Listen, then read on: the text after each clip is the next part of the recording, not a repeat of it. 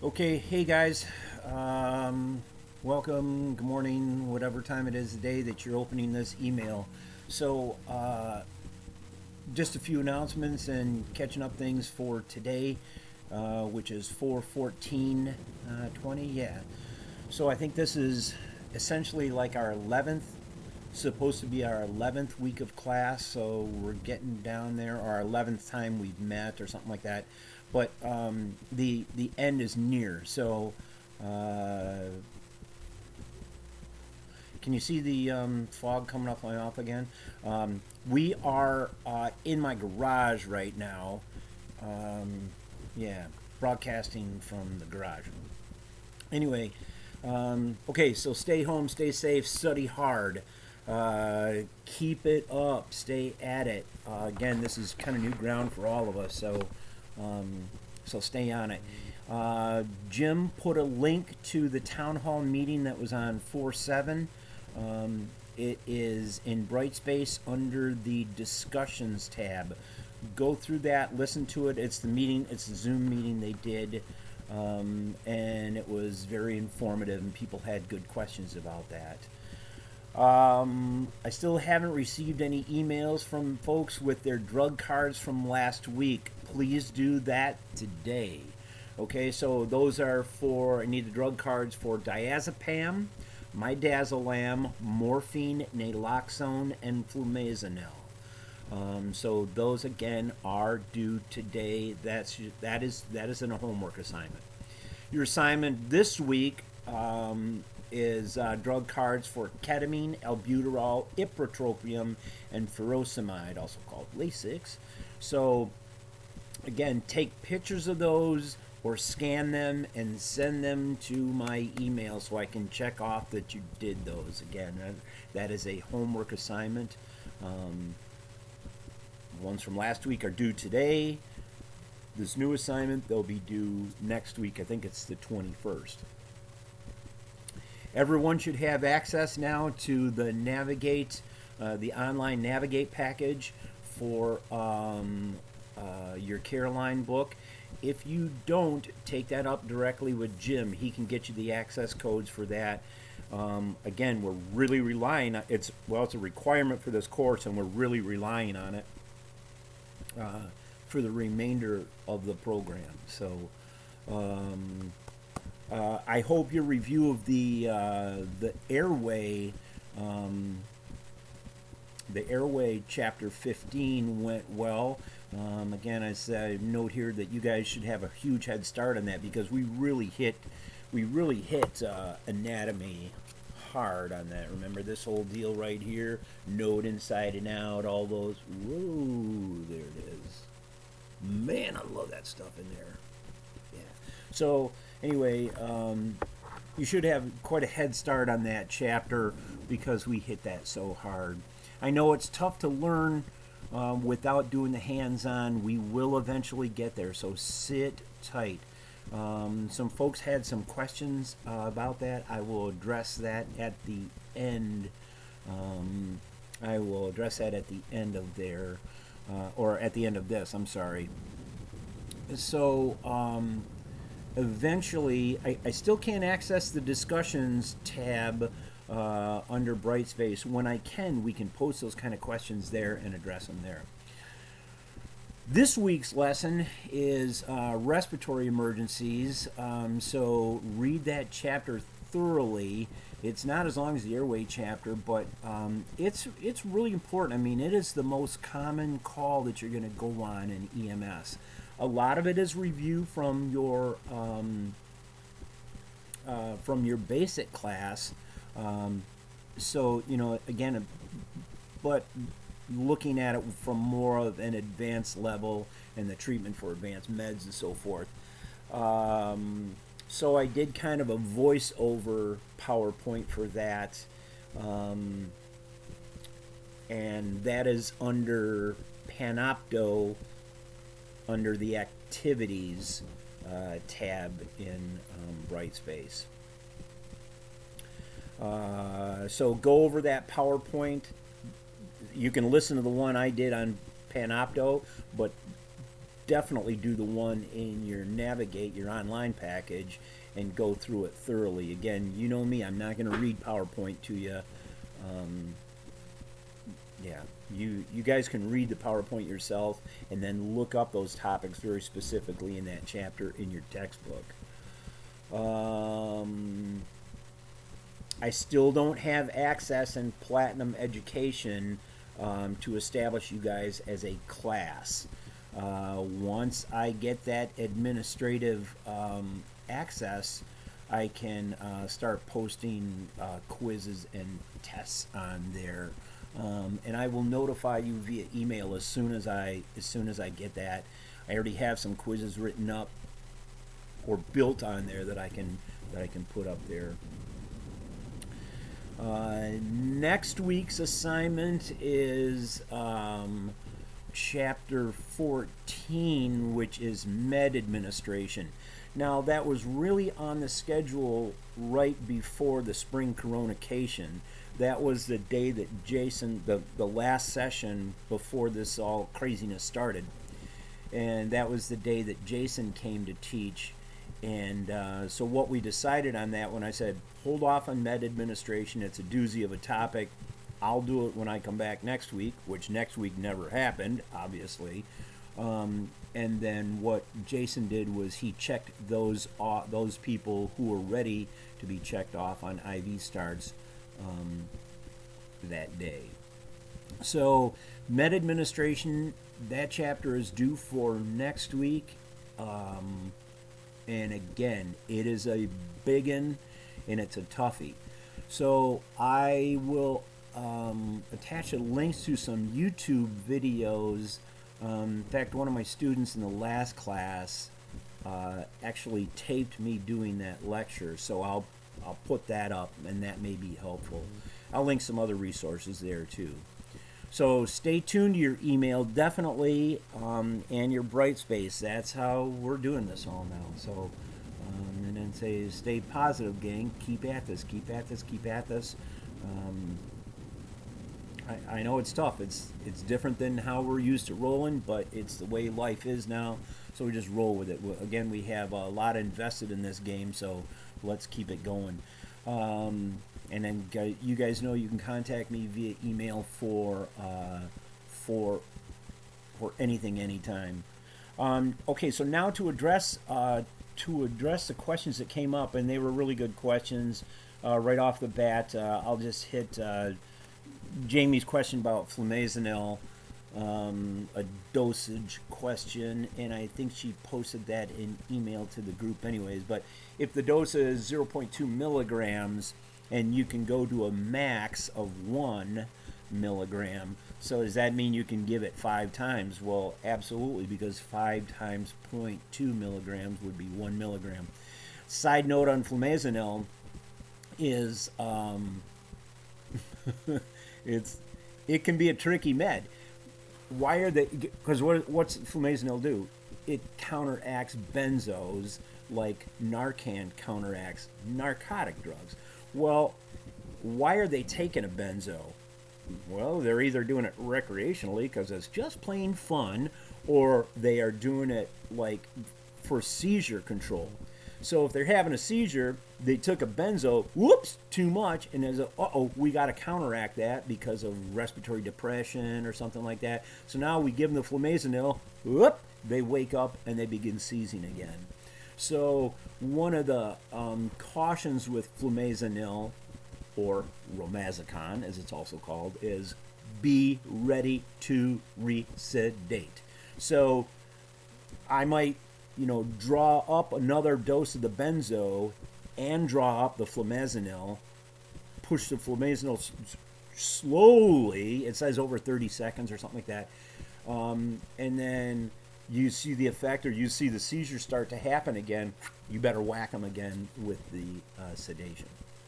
So yes, the math is correct, but caution with flumazenil, be ready to resedate. Be ready. Not like, there's a seizure, now dig through the drug box. Have it drawn up. Have the additional dose of benzo drawn up beforehand. Other questions. Michael asked a question about homework, when it is due, and I addressed that earlier, so you can email those to me. They are due, we'll say, by 8:30 the morning of the day that we would normally have class on. Jesse had 49 questions about intubation, and it's a really good question. So, Miller versus Mac Blade. And you guys know Miller Blade. Excuse me, no, that's a Mac Blade because it's round, curved like a Macintosh Apple. Miller Blade, here we go. Miller Blade straight, two L's in Miller, or would somebody else say Miller beer tastes better in a long neck? So, however you want to do it, you got a curved blade and you got a straight blade. So, what is the advantage of each? Well, it is a matter of personal preference. A Miller blade is designed to actually lift the epiglottis. I'm going to a different view here, gang. Maybe I can. So a Miller blade is actually designed to lift the epiglottis. This is going to be tricky. I'll see if I can pull this off. Boom. Here we go. Ooh, here we go. Ooh, this is bad. This is like cutting your own hair. Oops, over here. There it is. Sorry, gang. This is hard to do. Maybe I'll try doing it this way. That's better. So it's actually designed to lift the epiglottis. Yeah, like that. Isn't that cool? Man, I love this stuff. Good. Lift the epiglottis. Miller. Curve blade. Macintosh is designed to go into the vallecula. Got to get it nice and midline. And then what I'm going to do is I'm just going to put pressure on, stay midline, Brent. This is not hard to do. It's like turn around backwards, upside down. So just put pressure on the hyoepiglottic ligament. That's why that's so important. And it will bring that epiglottis up, exposing your glottic opening.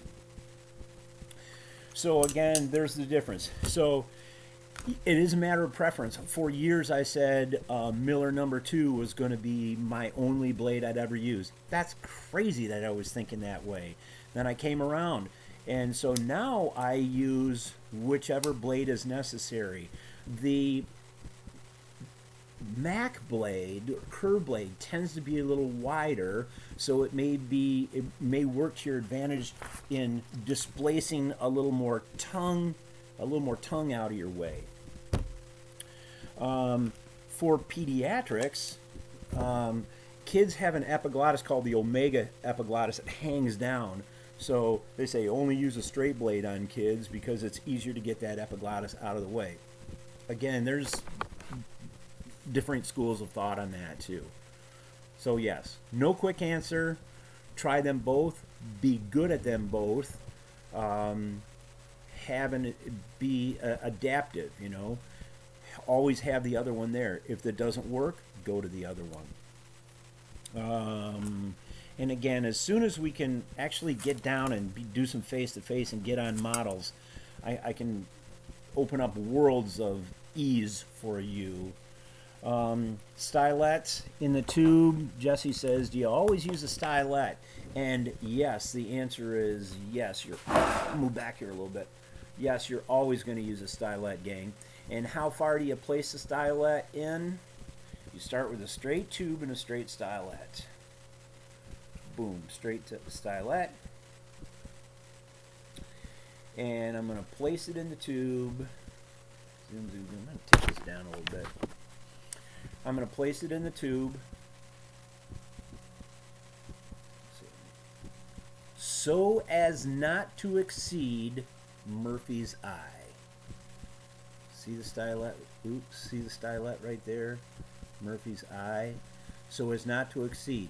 You know why? Because if I go too long and I'm a little overzealous with my technique, look where it is. Now it's, oops, now it's hanging out the end, and there's a chance that I could do trauma to the interior trachea that way, or to the oral tissues, whatever. So when you put a stylet in, so as not to exceed Murphy's I, then you bend it over right there, okay? So, and then what you're gonna do is you're gonna bend your tube in a modified hockey stick kind of form right there. Again, you're kind of viewing this like that. So there is, that is a number 7.5 tube. And what is a normal depth of a tube on an adult? Hey, what's normal bicarb? 22 to 26, or dating age. So where are you? So you're going to be around somewhere in here. So there's 22 up to 26.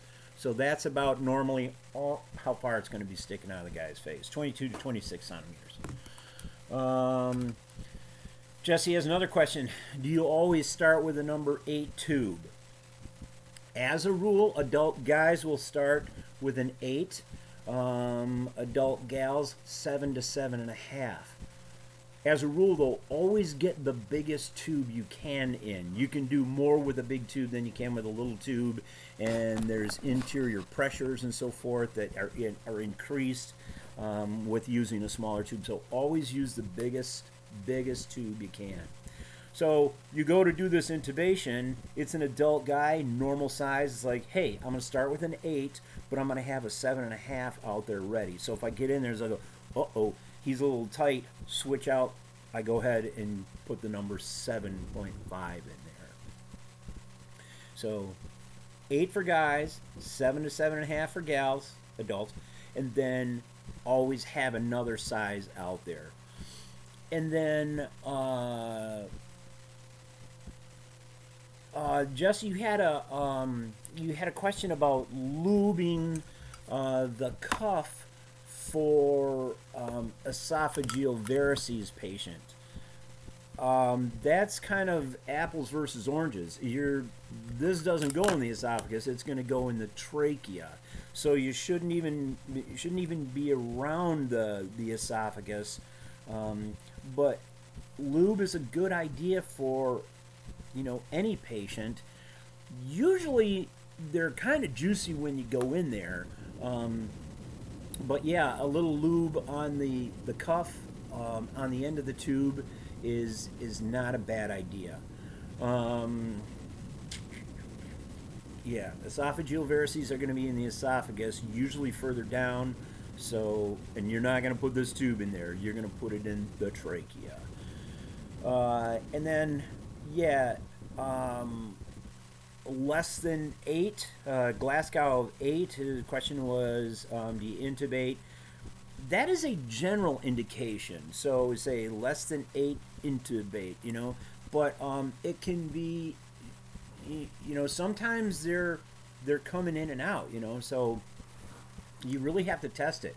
As a rule, you can do that eyelash flick. So you just go like this, you flick their eyelashes a little bit. If they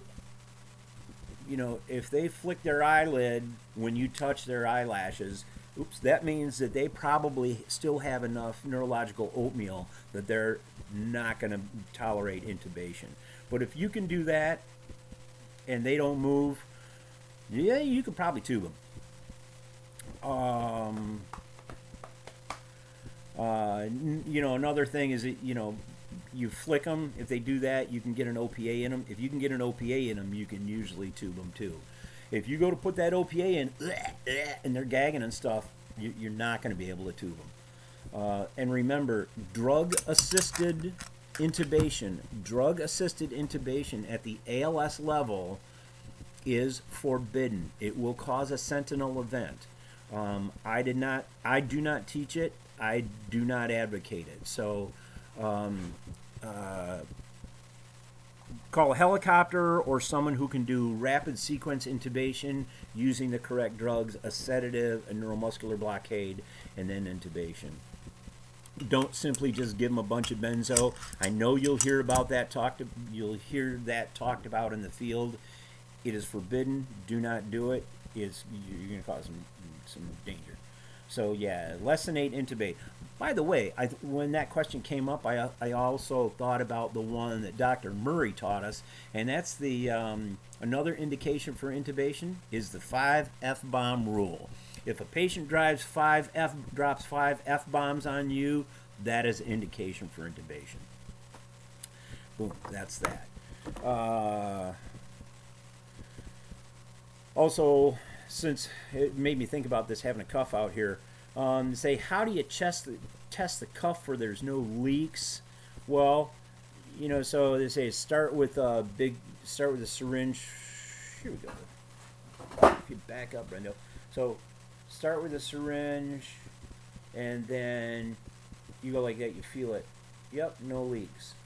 Well, I advocate this is start with an empty or a syringe that's compressed all the way, screw it on there. Now suck all the air you can out of that, and look at